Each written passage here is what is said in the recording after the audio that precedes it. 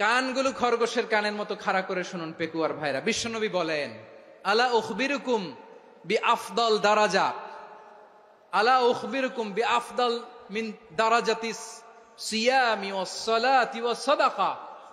হে আমার উম্মতেরা, নামাজ, রোজা, দান, দেখেন নামাজ, রোজা, দানের চেয়েও বড় কোন শ্রেষ্ঠ ইবাদতের কথা আমি কি তোমাদের বলবো না? সাহাবারা তো অবাক, বলে কি নামাজের চেয়ে বড় ইবাদত, রোজার চেয়ে বড়, দান করার চেয়ে বড় ইবাদত? সাহাবীরা বললেন, বালা ইয়া রাসূলুল্লাহ। নবী বলেন, বিশ্বনবী বললেন, নামাজের চেয়েও বড়, রোজার চেয়েও বড়, যাকাতের চেয়েও বড়, সাদাকার চেয়েও বড় একটা ইবাদত আছে, আমি কি তোমাদের বলবো না? সাহাবারা বললেন, ইয়া রাসূলুল্লাহ, বালা, অবশ্যই বলবেন, সেটা কি? বিশ্বনবী বললেন, ইসলাহু যাতিল বাইন। দুইজন যখন ঝগড়া লেগেছে, তোমার দুই ভাই যখন ঝগড়া লেগেছে, এই দুইজনের মধ্যে বিরোধ মিটিয়ে মীমাংসা করে দেয়া হচ্ছে সবচাইতে সেরা কাজ। দুইজন ঝগড়া লাগছে, ইসলাহু যাতিল বাইন, দুইজনের মধ্যে মিলিয়ে দেয়া, এটা নামাজ, রোজা, সাদাকার চেয়ে বেশি সওয়াব। সুবহানাল্লাহ, এত আস্তে, হ্যাঁ? ওয়াত্তাকুল্লাহ ওয়া আসলিহু যাতা বাইনিকুম, সূরা আনফাল। আল্লাহ বলেন, আল্লাহরে ভয় করো, ঝগড়া লাগলে মজা নিও না, ওয়াত্তাকুল্লাহ, আল্লাহরে ভয় করো, ফাসলিহু যাতা বাইনিকুম, মিলিয়ে দিও। তাহলে আমরা মিলায়ে দিব, রাজি আছেন তো? তাহলে আমরা এক উম্মাহ, এক উৎস থেকে এসেছি, এক দেহ, এক প্রাণ, আমাদের সম্পর্ক বড় মজবুত, সীসাঢালা প্রাচীরের মতো, কেউ টলাতে পারে না, কেউ ভাঙতে পারে না, ঠিক কিনা?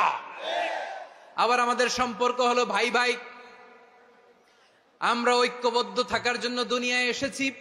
কেমন করে ঐক্যবদ্ধ থাকতে হয় দুনিয়াবাসীর শেখানোর জন্য এসেছি। আল্লাহ বলেন, ও নবী, শুধু মুসলমানের মধ্যেই ঐক্য গড়লে হবে না, প্রয়োজনে ইহুদি নাসারাদের সাথে ঐক্য গড়ে তোলো। কথা শুনতেছেন? প্রয়োজনে আহলে কিতাবদের সাথে ঐক্যবদ্ধ হওয়ার আদেশ দিয়েছে কে? সবাই বলতে হবে, আওয়াজ করে বলেন। আহলে কিতাব, ইহুদি নাসারাদের সাথেও প্রয়োজনে ঐক্যবদ্ধ হওয়ার ঘোষণা দিয়েছে কে? বিশ্বনবী মক্কা থেকে মদিনায় হিজরত করতে গেছেন, ওখানে ইহুদিদের সাথেও কোয়ালিশন করেছেন। সুবহানাল্লাহ পড়বেন না? বনু কাইনুকা, বনু নাদির, বনু কুরাইজা, এই তিনটা দলের সাথে বিশ্বনবী কোয়ালিশন করেছেন একসাথে। কিন্তু তাদের বিশ্বাসঘাতকতার কারণেই তারা বহিষ্কৃত হয়েছে মদিনা থেকে। বিশ্বনবীর এখানে কোনো দোষ নাই, বিশ্বনবী ঐক্যবদ্ধ হতে চেয়েছেন। আল্লাহ তাআলা নবীরে বললেন, নবী তুমি তাদেরকে বলো, ও আহলে কিতাবের ভাইয়েরা, ইহুদি নাসারারা, এসো এসো এসো, আমরা এমন একটা বিশ্বাসের প্রশ্নে একত্রিত হই, যে বিশ্বাস তোমাদের নবীরাও প্রচার করেছে, যে বিশ্বাস আমিও প্রচার করি, যে বিশ্বাসের কথা তোমাদের পবিত্র ধর্মগ্রন্থগুলোতে রয়েছে, আবার যে বিশ্বাসের কথা আমার কোরআনের মধ্যেও রয়েছে, আসলে ওই কথায় আমরা একত্রিত হই। সুবহানাল্লাহ। তাহলে ভিন্ন ধর্মী তাদের সাথে যখন আমরা ঐক্য করব, কিসের উপর ঐক্য?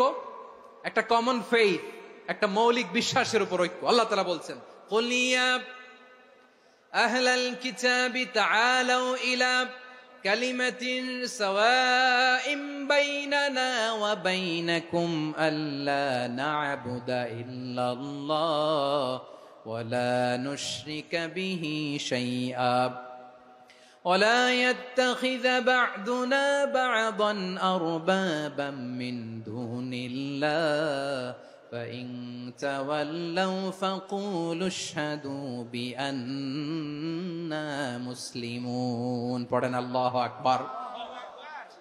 রব্বুল আলামিন বিশ্বনবীর ডেকে বললেন, নবী তোমার প্রতিবেশী ইহুদিদেরকে ডেকে বলো, তাআলাউ ইলা কালিমাতিন সাওয়াইম বাইনানা ওয়া বাইনাকুম, ও ইহুদিরা, আসো এক টেবিলে বসি, আসো এমন একটা কথার উপরে আমরা সবাই একমত হয়ে যাই, যেই কথা তোমরাও মানো আমরাও মানি, সেটা হচ্ছে আল্লাহ ছাড়া আমরা কারো ইবাদত করব না, আমরা সবাই মিলে ইবাদত করি একজনের, তিনি কে? আল্লাহ ছাড়া কারো ইবাদত চলবে না, আল্লাহর সাথে আমরা শরীক করব না, আল্লাহ ছাড়া নিজেরা নিজেদেরকে রব হিসেবে মানব না। এই তিনটা বিষয়ে যদি একমত হও, চলো আমরা একসাথে বসি, আমরা ঐক্যবদ্ধ হই। পড়েন সুবহানাল্লাহ। তাহলে দেখেন, ঐক্য কি শুধু মুসলমানদের মধ্যে না, প্রয়োজনে অন্য ধর্মের সাথে ঐক্যবদ্ধ হতে হয়। শিরকের আড্ডাখানা, আপনি ঐক্য প্রতিষ্ঠার জন্য, ঐক্য রক্ষার জন্য তাও শুধু তাওহীদের দাওয়াত দিবেন, ওইখানে আক্রমণ করবেন না, এটা কোরআনের নীতি। কথা বুঝতে পেরেছেন? সামনে শিরকের কি কথা কয় না, শিরকের কি আড্ডাখানা, আখড়া।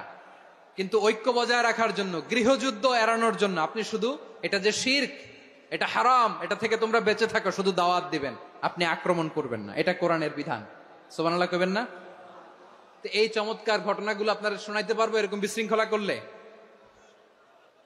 মুসা আলাইহিস সালাম আল্লাহর সাথে সরাসরি কথা বলতেন। ওয়াকাল্লামাল্লাহু মুসা তাকলিমা। সুবহানাল্লাহ পড়েন, আওয়াজ তুলে সবাই বলেন সুবহানাল্লাহ।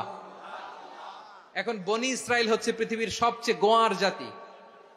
তারা বলে, মুসা তুমি যে আল্লাহর সাথে কথা বলো আমরা তো দেখি না, তুমি যে কথা বলো আমরা তো শুনি না, তো কি করতে হবে?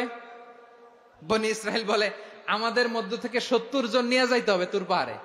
ওরা আয়সা যদি কয় হয় আমরা শুনছি, তাহলে বিশ্বাস করব। কত বড় ডাকাত দেখছেন বনি ইসরাইল। এদের চেয়ে গোয়ার জাতি নাই। এত গোয়ার তুমি করেছে মুসা আলাইহিস সালামের সাথে। তুমি যে আল্লাহর সাথে কথা বলে আমরা তো দেখি, কি করব? 70 জন আমাদের বন্ধু বান্ধব যে যদি দেখে, তারা বললে ওকে আস, 70 জন আস। 70 জন নিয়ে গেল। মুসা আলাইহিস সালাম হারুন আলাইহিস সালামকে খেলাফা দিয়ে গেলেন, আল্লাহ ওনাকে নবী বানালেন। মুসা আলাইহিস সালাম বললেন, হারুন খবরদার, বনি ইসরাইলের মধ্যে তাওহীদের বাণী প্রচার করবা, ঐক্য ধরে রাখবা, বিচ্ছিন্ন হতে দিবা না। চলে গেছে। এইদিকে বনি ইসরাইলের এক দুষ্ট লোক ছিল, নাম সামিরি। কি নাম? সামিরি। সে সবাইরে বলল, তোমাদের স্বর্ণগুলো ফালাও। স্বর্ণগুলো ফেললো। বনি ইসরাইলের স্বর্ণগুলোকে গলিয়ে সে একটা গরুর বাচ্চা বানালো। গোবৎস। কিসের বাচ্চা? দেখেন গরুর পূজা কিভাবে শুরু হয় পৃথিবীতে প্রথম। গোবৎস পূজা, গরুর বাচ্চার পূজা কিভাবে। সে স্বর্ণ গলি গরুর বাচ্চা করে, জিবরাইল আলাইহিস সালাম যে জমিনে এসেছিলেন, ওই ফেরেশতার পায়ের নিচের একটু মাটি সে বুদ্ধি করে প্যাকেটে রেখে দিছিল। সে গরুর বাচ্চা বানায় স্বর্ণ দিয়ে গলিয়ে ওই মাটি এটার মধ্যে ঢুকাই দিছে বেলকি দেওয়ার জন্য। স্বর্ণ দিয়ে বানানো গোবৎস গরুর বাচ্চার গায়ে যখন সেই মাটি ছুঁড়ে দেয়া হলো, এখন বাছুরের ভেতর থেকে ভ্যাঁ ভ্যাঁ আওয়াজ আসতেছে। কি আসতেছে? সবাই তো অবাক। সামিরি বলে, আরে তোমরা যে 70 জন দিয়ে মুসা আলাইহিস সালামরে পাঠাইছো, ওইদিকে এত ঘুরতেছে, আল্লাহরে খুঁজে পায় না, আল্লাহ তো এটার ভিতরে ঢুকছে। নাউজুবিল্লাহ বলবেন না? তোমরা যে 70 জন দিয়ে পাঠাইলা, 70 জন নিয়ে মুসা আলাইহিস সালাম খালি ঘুরতেছে, আল্লাহরে পায় না। পাবে কেমনে? আল্লাহ তো নাউজুবিল্লাহ এটার ভিতরে। সেজদা দাও। এই সেজদা দিয়ে গেল। আল্লাহর নবী হারুন আলাইহিস সালাম বললেন, খবরদার, এটা সুস্পষ্ট শিরক। আল্লাহ সব গুনাহ মাফ করে, শিরকের গুনাহ মাফ করে না। খবরদার, তোমরা থামো। কে শোনে কার কথা? এই যে যেমন এখন আপনারা আমার কথা শুনতেছেন না? শুনতেছেন? হারুন আলাইহিস সালাম বললেন, খবরদার, এই শিরকি কাজে তোমরা সংযুক্ত হয়ো না। তোমাদেরকে কি মনে নাই আমার ভাই মুসা আলাইহিস সালাম কি বলছে? আল্লাহ শিরক মাফ করে না। খবরদার, শিরক করো না, আল্লাহরে ভয় করো। হারুন আলাইহিস সালাম তাদেরকে বুঝালেন, শিরক করো না, আল্লাহরে ভয় করো। শুধু এতটুকুই তিনি বুঝালেন, দাওয়াতি কাজ পালন করলেন, কিন্তু প্রতিরোধ করেন নাই, সশস্ত্র সংগ্রামে লিপ্ত হন নাই, বাধা দেন নাই। কারণ গৃহযুদ্ধ বেঁধে যেতে পারে। উনি ভাবলেন, আমি যদি আমার বাহিনী নিয়ে দাওয়াত দেওয়ার সাথে সাথে প্রতিরোধ করি, আক্রমণ করি, ওরাও আমারে আক্রমণ করবে, ব্লাডশিড হবে, রক্তপাত। এমন অবস্থা হবে বনি ইসরায়েলের মধ্যে, যেটা হয়তো আমার ভাই মুসাও কন্ট্রোল করতে পারবে না। সুবহানাল্লাহ কইবেন না? এক একজন নবীকে আল্লাহ তাআলা কি ইন্টেলেক্ট দিয়ে পাঠিয়েছেন। তিনি ভাবলেন, আমি দাওয়াতি কাজটাই করি, এটা যে হারাম এটা থেকে শুধু বারণ করি, কিন্তু প্রতিরোধ না করি। আমি যদি ঐক্য ধরে রাখতে পারি, বাকিটা আমার ভাই সামলে নেবে। সুবহানাল্লাহ। হারুন আলাইহিস সালাম প্রতিরোধ করলেন না। বনি ইসরায়েলের মধ্যে গৃহযুদ্ধ বেঁধে যাওয়ার আশঙ্কায় প্রতিরোধ করলেন না, আক্রমণ করলেন না, শুধু দাওয়াত দিলেন। ইন দা মিন টাইম মুসা আলাইহিস সালাম আল্লাহর সাথে কথা বলে যখন ফিরে আসলেন, দেখলেন বনি ইসরায়েলের অধিকাংশ লোক মুশরিক হয়ে গেছে। মুশরিক হয়ে গেছে। মুসা আলাইহিস সালাম রেগে গেলেন।